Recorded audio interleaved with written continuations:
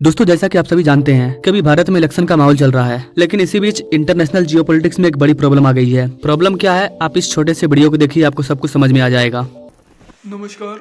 हम सब साथी रशिया घूमने के लिए आए थे नवे साल पर, और हमें यहाँ पर एक एजेंट मिला। उसने हमें यहाँ पर घुमाया फिराया रशिया में, और वो बाद में हमें बोला कि मैं आप सबको बेलारूस के लिए ले चलता हूँ, वहाँ पर आप सबको घुमा फिरा के लाता हूँ। और वो हमें बेलारूस लेकर चला गया। हमें इस बात का नहीं पता था वहाँ पर वीज़े की ज़रूरत होती है, वो हमें ऐसे ही लेके चला गया। और वहाँ जाकर हमसे वो पैसे मांगने लगा, मतलब जो उसने पहले पैसे मांगे थे हमने वो दे दिए। उसके बाद और पैसे मांगने लगा, हमारे पास और पैसे नहीं थे। उसने हमको ना वहीं पर बेलारूस हाईवे पर छोड़ दिया, और वहाँ फिर हमको पुलिस ने पकड़ लिया। पुलिस ने पकड़कर रशिया आर्मी को दे दिया हमें। रशिया आर्मी ने हमें पता नहीं कहाँ पर रखा, 3 से 4 दिन रखा। और हमारे आगे एक हमारी भाषा वाला बंदा आया, मतलब उससे फ़ोन पर बात करवाई, और हमारे आगे शर्त रखी, या तो आप सबको 10 साल की जेल होगी, या फिर हमारे साथ एक कॉन्ट्रैक्ट साइन कर लो जिसमें आपको कुछ नहीं करना है। आपको मतलब हेल्पर की जॉब मिलेगी, खाना वगैरह बनाने में, या ड्राइवर वगैरह की कोई ऐसी जॉब मिलेगी, आप हमारे साथ कॉन्ट्रैक्ट साइन कर लो। तो हमने वो कॉन्ट्रैक्ट कर लिया। वो उनकी भाषा में था, हमें नहीं पता था उसमें क्या क्या लिखा है। और उसके बाद उन्होंने हमें ट्रेनिंग सेंटर पर डाल दिया। वहाँ हमें जाके पता चला भी हमारे साथ धोखा हुआ है, उन्होंने हमें आर्मी में भर्ती कर लिया है। वहाँ पर हमारे साथ ट्रेनिंग दी गई। ट्रेनिंग देने के बाद हमें यहाँ पर यूक्रेन छोड़ दिया गया। यूक्रेन हमारे साथ, हमारे जो साथी थे उनको ना फ्रंट लाइन पर डाल दिया गया है। हमारे साथ और भी साथी थे, और हम 7 बंदे हैं जो कि 1 या 2 दिन के अंदर हमें भी कह रहे हैं कि आपको फ्रंट लाइन में डालेंगे और आप सबको युद्ध लड़ना पड़ेगा। हम बिल्कुल भी युद्ध के लिए नहीं तैयार हैं। हमें किसी को भी अच्छे से बंदूक भी नहीं पकड़नी आती, और ये हमें फ्रंट लाइन पर डालना चाहते हैं।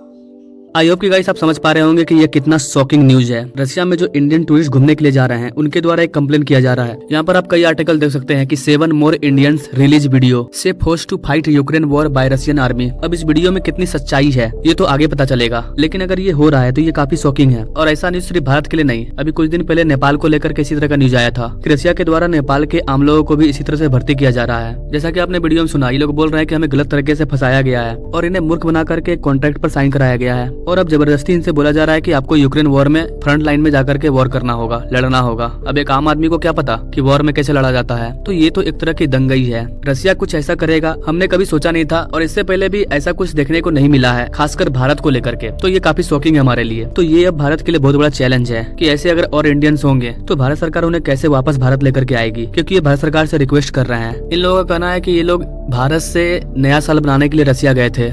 उसके बाद इन्हें कोई एजेंट मिला जो इनसे कहता है कि मैं आपको बेलारूस लेकर के जाऊंगा। आप देख सकते हैं स्क्रीन में रशिया में बेलारूस कहाँ पर है।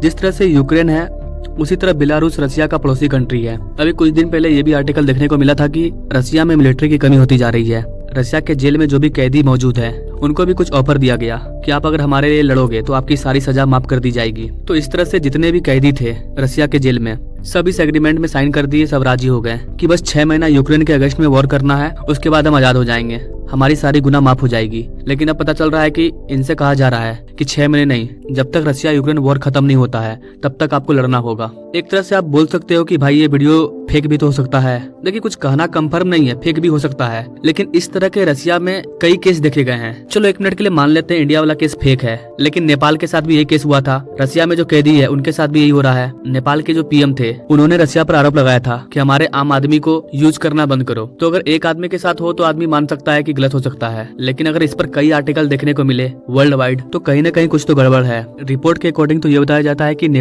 सिर्फ नेपाल से 15,000 लोग, आम लोग रशिया गए हैं फाइट करने के लिए। 15,000 में से कई वापस नहीं आए, कुछ अगर वापस आए भी हैं तो हाथ पैर तुड़वा के आए हैं, और कुछ का तो अता पता ही नहीं है ना। भारत के पास अभी सबसे बड़ा चैलेंज ये है कि किस तरह से भारत रशिया के साथ बातचीत करता है और अपने इंडियंस लोगों को वापस घर लेकर के आता है, क्योंकि हमें ये भी नहीं पता है कि आखिर कितने लोग इस तरह के केस में फंसे हुए हैं। तो ये आगे देखने को मिलेगा कि कैसे भारत सरकार इस प्रॉब्लम को सोल्व करती है। वैसे गाइस, आपको क्या लगता है, क्या रशिया में सच में ऐसा हो रहा होगा या फिर ये फेक वीडियो है? आप क्या सोचते हैं इस चीज के बारे में? अपने राय कमेंट बॉक्स में जरूर दें। Now thank you for watching. मिलते हैं अगले वीडियो में एक नई जानकारी के साथ, तब तक के लिए जय हिंद।